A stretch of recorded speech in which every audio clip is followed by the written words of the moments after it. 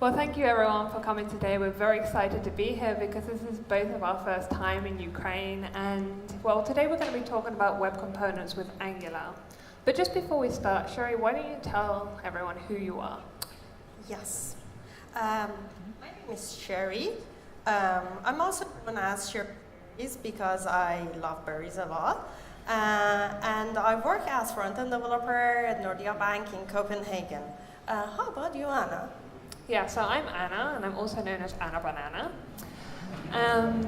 And I'm a developer avocado for Ultimate Angular. Today, we're going to start by talking about Angular components. And then we are going to find out what web components are. And then we're going to see how we can create a web component with Angular.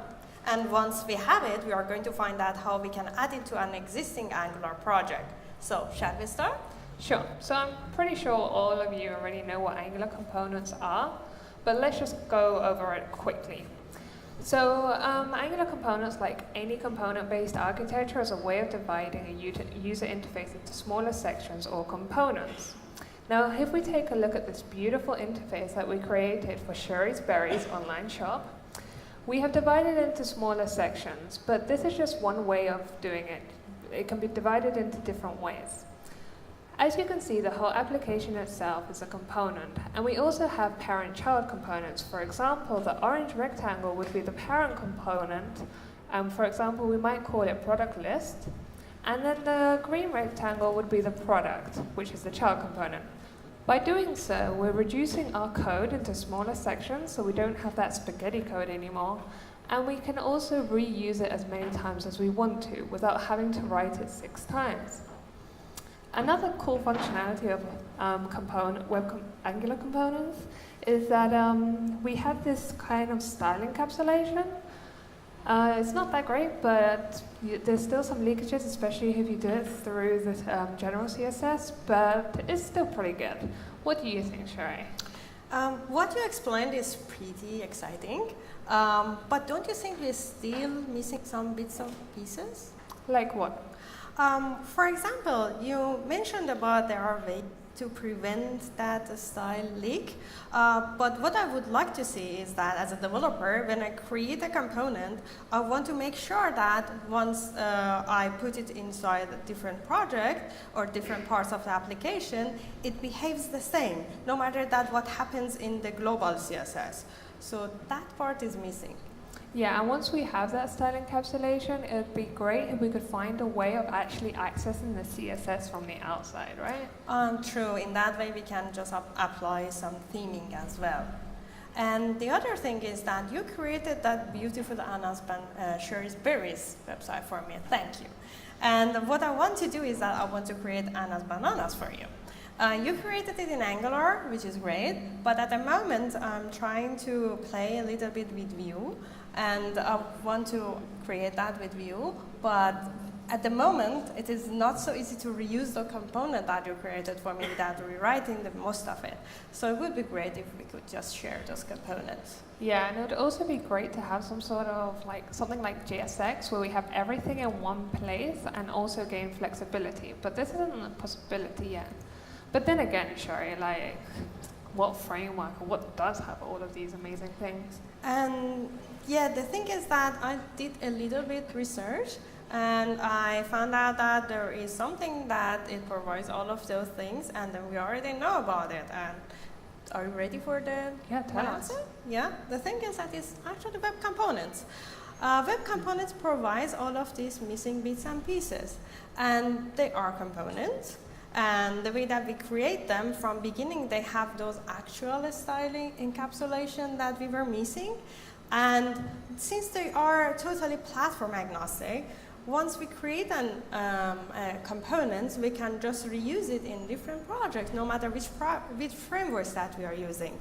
But one thing is that once we are talking about the frameworks, not all the frameworks are supporting web components fully. Rob Dodson from Polymer team created a website called Custom Elements Everywhere, and you can go ahead and then check out the frameworks that you're using today to see that if they are supporting web components or not. But since we're in an Angular project, we don't need to be worried about the we don't need to be worried about that part. But Anna, can we dive a little bit deeper into Angular components? Sure. So web components consist of three main technologies: HTML template, custom elements, and shutterDOM.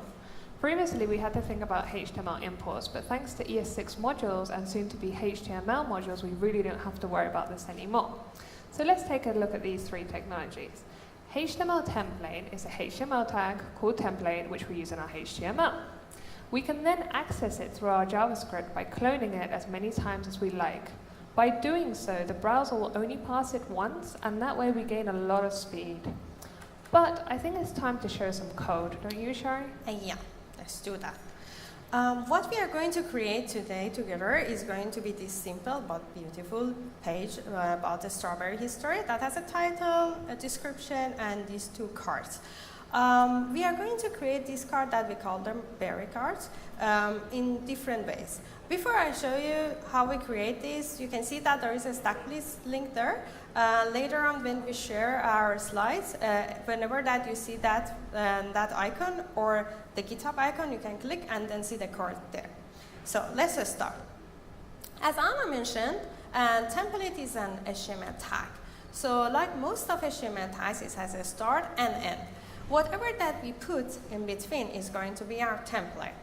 And in our case, later in our page, what we did is that we created a placeholder for this one, that we are going to add the template that we have with the help of JavaScript between this time. So let's see how we can do it. First, we should get inside the JavaScript a reference to our template. Once we have that, we are going to add the image information, and then later we are going to add our description. So now we have the reference, we got the information. What we need to do is that to add it to the DOM. So let's see how we can do it. First, we have to get the reference to our placeholder. Once we do that, we are going to clone the template, and once we have the clone template, we are going to append it to DOM. So no matter that how many times that we do this process, as Anna mentioned, the browser is going to render the template once. In our case, we did it 2 times, and this is our result. You can see that we achieved what we wanted to achieve, and the only thing is that if you look closer to the DevTool, you can see that we have a div soup there. That is what we don't like, because that where is actually our first card and where is the second card? Anna, can you tell us how we can improve that part? Sure. So custom elements. Custom elements allow you to create a HTML tag, extend an existing one, or improve it.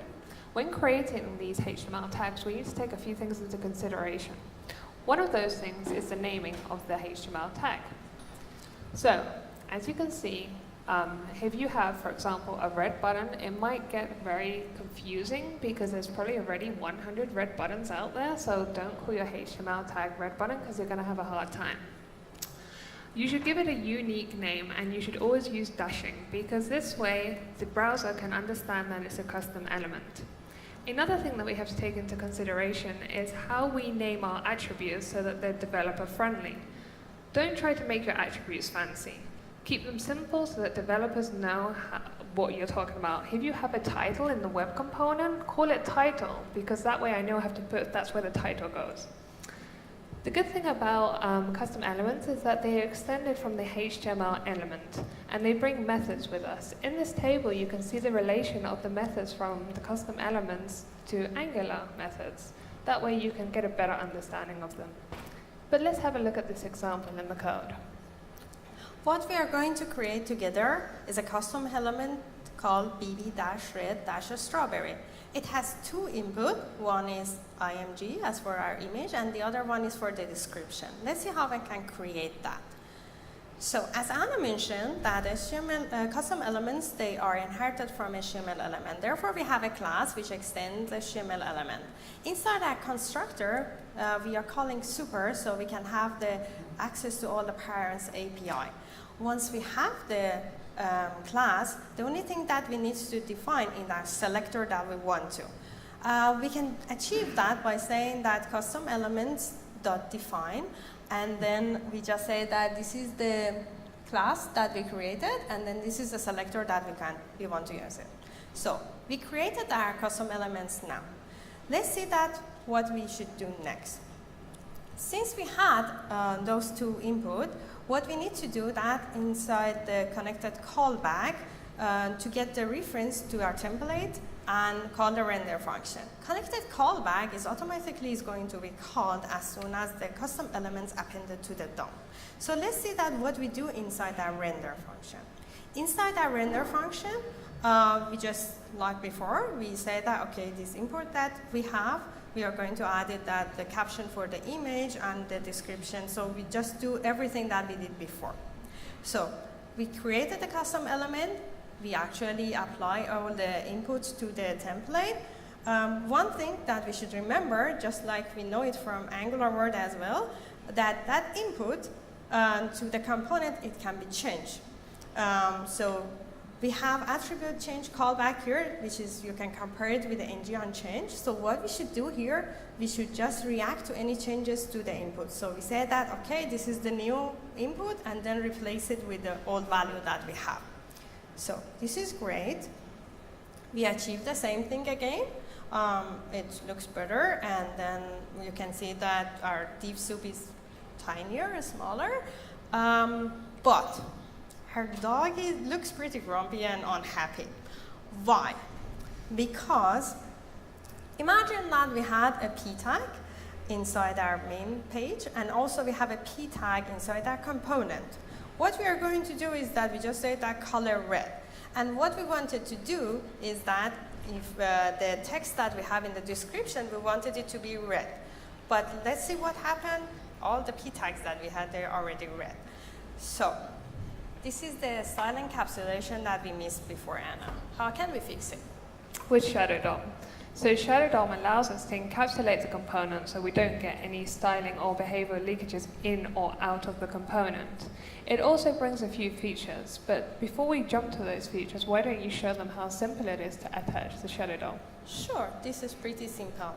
Inside our constructor, the only thing that we need to do that, we just want to say that, okay, we want to have a Shadow DOM, and then in this time, when we are cloning our template, instead of adding it directly to the DOM, we are going to add it to Shadow DOM. Ta-da, that's done. Okay, so now onto the features. One of the features that we have are slots. I'm not talking about slot machines. So the slots are some sort of placeholder that we have that we add to our template, which we then can access through our web component. And we do this so that we can then give the slot a class or an attribute. We can also add another web component within the slot. But let's take a look at our example so you get a better understanding of this.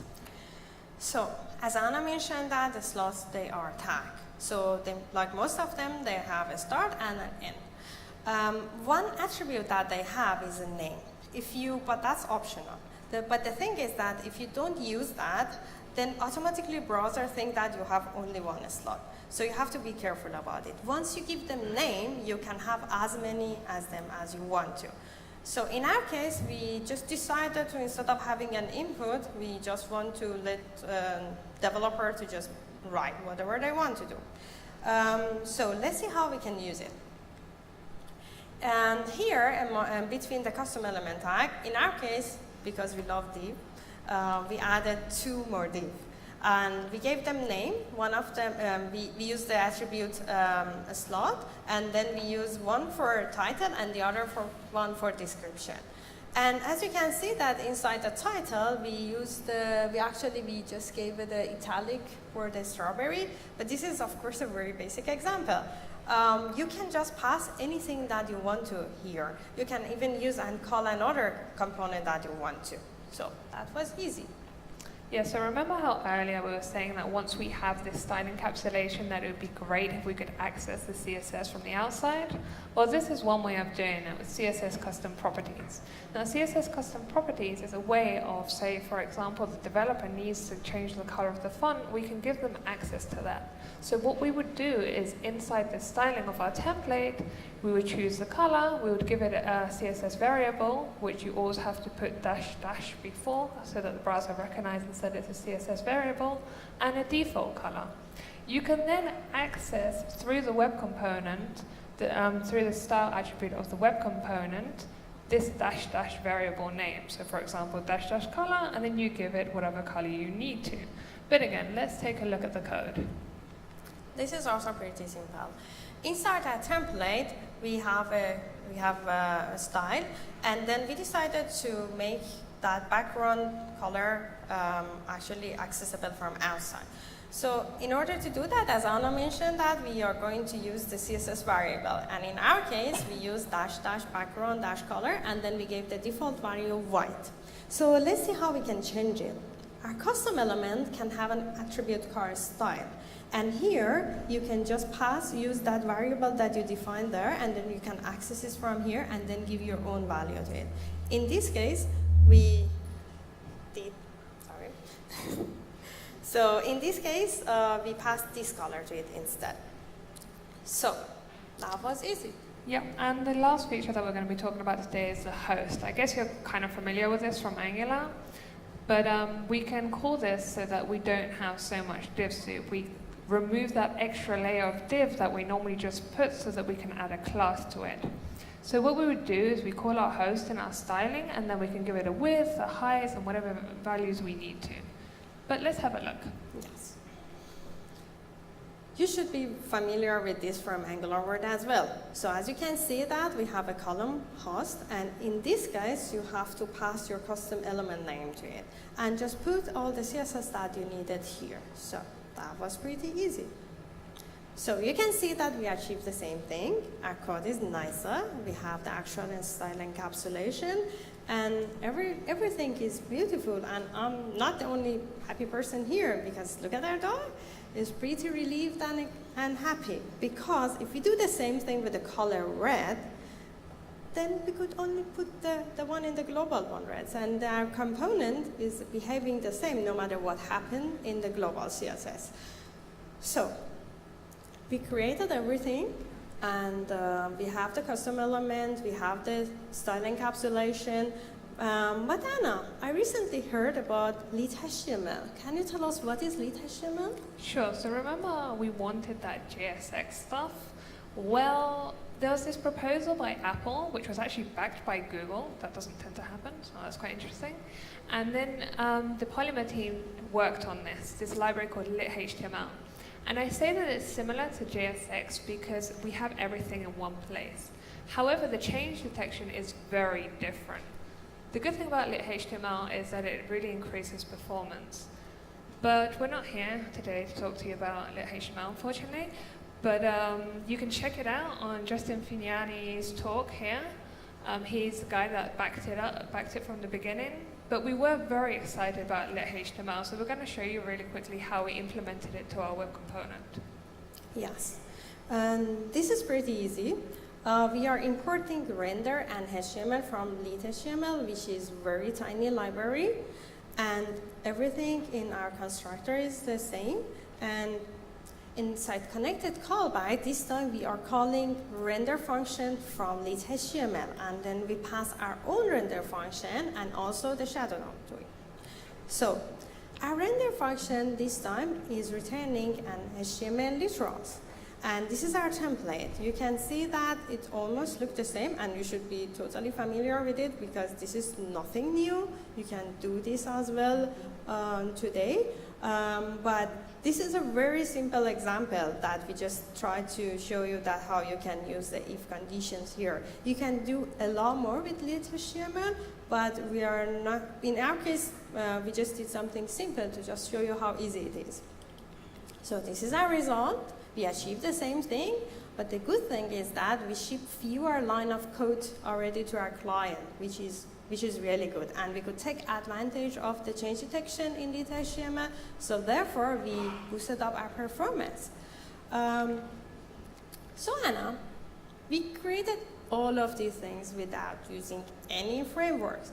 So I would say that there are a lot of things that is going to be a little bit difficult for us, for example, the testing and all of those things. How we can do this in Angular? Well, the Angular team built Angular elements. And this way we can create custom elements with all the tooling and benefits that we know of. So let's take a look to see how we can do this quickly. First of all, we need to install the Angular, need to make sure we have the Angular CLI installed globally. We then need to create a project. We just added these flags because of personal preferences, but you don't actually need these flags for Angular elements. You then go into your project, and you then add Angular elements. That's pretty simple. You then need to install the web components custom elements and save it to your project. And then you have to import it into your polyfill.ts file. You do this because you're going to need polyfills for browsers like Internet Explorer. Then what we have to do is change our target to ES 2015 in the tsconfig.json file. And we do this because browsers that support custom elements natively need to be able to read ES 2015, so we need to code in that. We then create our component, but we need to call this flag. This one's very important. We need to call the view encapsulation native flag because we need to tell our component to use the shadow DOM. So we use view encapsulation.native to have access to this so that we can encapsulate our component. So this is the result. This is pretty familiar, I guess. But the only difference is that we have our view encapsulation.native. So, Shari, how do we make our code Angular friendly? This is pretty easy. The first thing is that inside the template, as you can see, that we just basically copy and paste the same thing that we had before, but we use the Angular data binding. And then inside our component, we have 3 input now, and then we can have the optional, and then we give them the default value as well. And the thing is that if you want to use host and you are inside the shadow DOM, you have to change the display to block because by default it's inline. And but how about our module? Should we change anything there? Yeah, so we need to register our component in NgModule, and we do this by first of all removing the bootstrapping of the app component because we're not going to compile the whole application. We then need to declare that it's just going to be an entry component, and this entry component in this case is the card component. We then need to import the create custom element method because we're going to use that in the class. And we use it so that we have access to the custom element .define method, which we used previously. The only difference is we're changing the name of the selector here. We then wrap it all up, and we have to bootstrap it with an ng bootstrap. And that's it, right, Sherry? We're really happy. Our dog is super excited. I'm excited. Yeah, but wait a minute. We forgot about build. And the thing is that the build happen to be a little bit tricky right now with the current tools that we have because we still cannot build it with inside, for example, into one bundle. And it's difficult. There are ways to do it, but in most of them, you're ending up having ejecting your Webpack config, and that is not always the best solution. But good news is that one of our good friend Manfred, he created this library called NxBuild Plus, which gives you a lot of different flexibility for your build. And then also our bundle at the moment is pretty huge. And with this library, you can actually remove all of those shared library from your bundle, and in the runtime, you can use the universal module and inject it there.